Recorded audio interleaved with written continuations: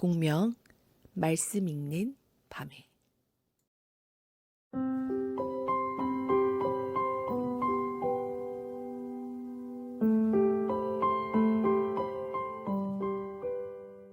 샬롬을 전합니다. 공명 말씀 읽는 밤의 지기 백흥영 목사입니다. 지난주 공명교회 몇몇 가정이 양평 계곡을 찾아 물놀이를 했다고 합니다. 덥기는 했지만 아이들도 어른들도 모두가 행복한 시간을 보냈다고 하네요. 물놀이만 그럴까요? 하나님의 말씀도 그렇지 않을까 생각해 봅니다. 부모님들도 자녀들도 하나님의 말씀을 들으면서 행복해하는 그 시간 우리가 모두 꿈꾸고 있지 않나요? 말씀을 듣는 그 시간이 기다려지는 그러한 예배, 그러한 가정 예배를 또 다시 한번 그려보게 됩니다.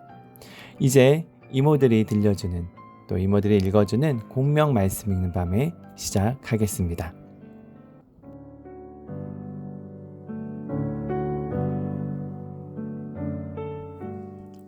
호수 위를 걸으신 예수님. 예수님이 빵 5개와 물고기 2마리로 수천 명을 먹이셨던 일을 기억하니 그 일이 있자마자 예수님께서는 제자들에게 말씀하셨어.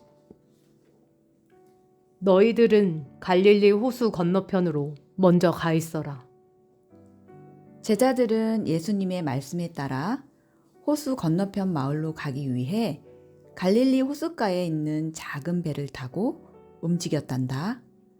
제자들을 보내고 난 뒤 예수님은 주변에 모여있던 수천 명의 사람들 또한 집으로 돌려보내셨어. 그러고는 혼자 조용히 기도하시기 위해 산으로 올라가셨단다. 어느새 시간은 밤이 되었지. 제자들이 배를 타고 떠났을 때는 저녁이었어. 그런데 어찌된 일인지 깜깜한 밤이 될 때까지 배는 아직 호수를 건너지 못하고 있었단다.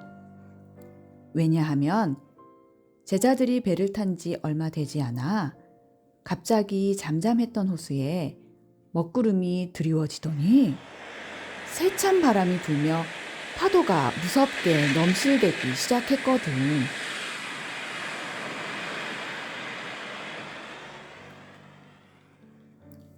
제자들은 배의 노를 열심히 저으며 호수 건너편으로 가고 싶었지만 거센 바람은 자꾸만 배를 앞으로 나가지 못하게 했단다. 끊임없이 노를 젓던 제자들은 점차 지쳐가기 시작했어. 그리고 앞이 보이지 않는 새까만 어둠이 내려앉은 호수를 보며 두려움에 휩싸이기 시작했단다. 그뿐만 아니라 윙거리며 귓속을 핥히는 무서운 바람소리와 높은 파도는 제자들이 타고 있는 배를 곧 집어삼킬 것만 같았어. 제자들은 물속으로 떨어지지 않기 위해 배 난간을 꽉 붙잡아야만 했단다. 제자 중 한 명이 걱정스러운 목소리로 말했어. 이 일을 어쩌면 좋아. 어서 호수 건너편으로 건너가야 할 텐데 이러다간 호수 한가운데서 밤을 보내겠어. 또 다른 제자가 겁에 잔뜩 들린 얼굴로 덜덜 떨며 말했지. 이런 날씨엔 호수를 건너가기는커녕 우리 모두 물에 빠져 죽을지도 몰라. 어떡하지? 그렇게 제자들은 두려움에 떨며 거센 바람과 높은 파도에 어쩔 줄 몰라 하며 걱정하고 있을 때였어. 어느새 시간은 새벽 3시를 넘어가고 있었단다. 제자들은 바람과 파도와 싸우느라 기운이 하나도 없었지. 예수님께서는 제자들이 밤새 힘들어하고 있다는 것을 아시고는 호수 위를 걸어서 제자들에게 다가가셨단다. 예수님이 호수 위를 걷다니? 호수는 흙으로 된 단단한 땅이 아니잖아. 발을 디디면 쑥 하고 들어가는 물이잖아. 그런데 예수님은 어떻게 호수 위를 걸으셨던 것일까? 예수님이 누구시지? 그래, 바로 이 세상을 창조하신 하나님의 아들이시잖아. 하나님의 아들인 예수님은 못 다실 일이 없으시단다. 저녁부터 새벽까지 호수 위에서 앞으로도 뒤로도 가지 못하고 있던 제자들은 저 멀리서 누군가 오는 것을 보고 화들짝 놀랐어. 저게 누구지? 제자 중 한 명이 손을 들어 물 위를 걸어오시는 예수님을 가리켰어. 사나운 폭풍 속에서 물 위를 유유히 걸어오는 사람이라니? 아니, 사람일 리가 없어. 무시무시한 유령이 분명해. 제자들은 예수님을 알아보지 못하고 모두 두려움에 벌벌 떨었단다. 아니, 사람일 리가 없어. 무시무시한 유령이 분명해.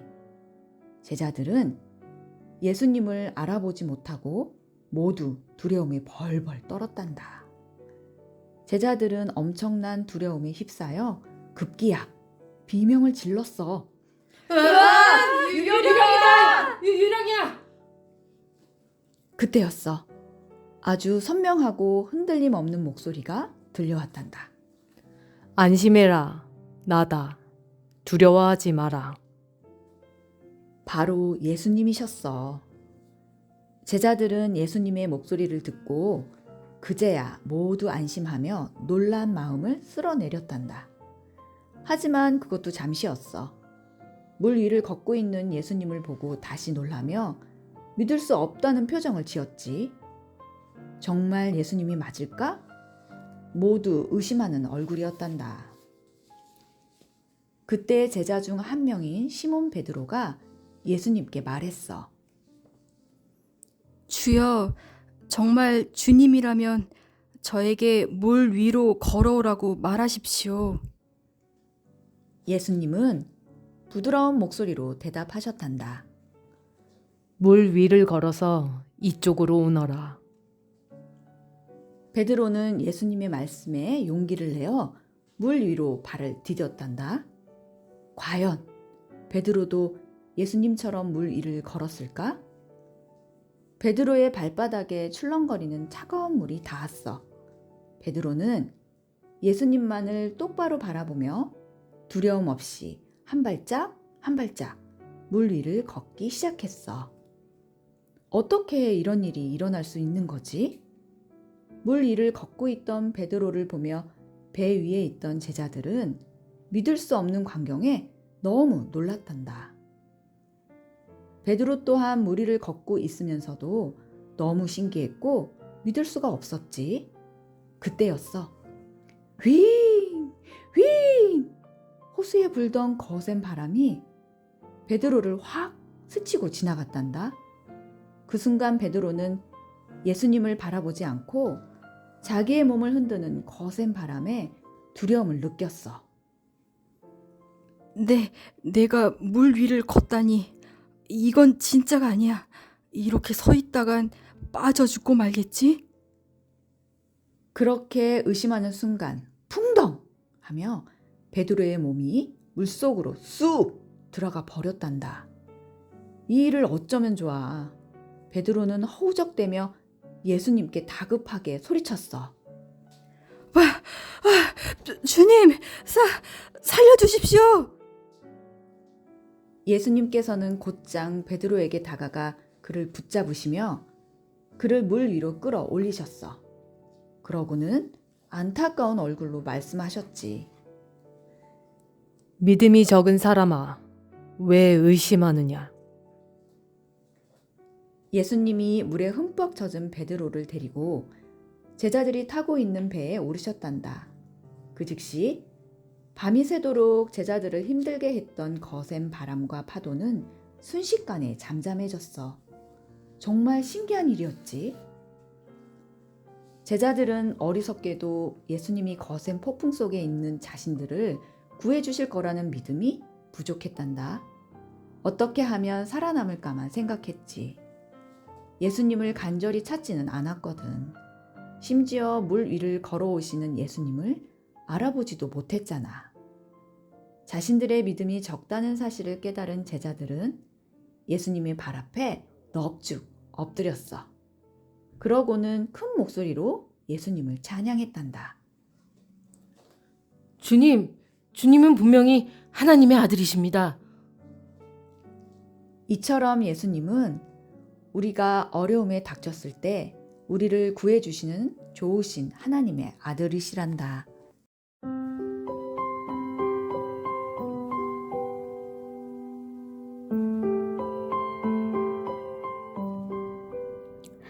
이제 몇 가지 생각할 질문을 드리겠습니다.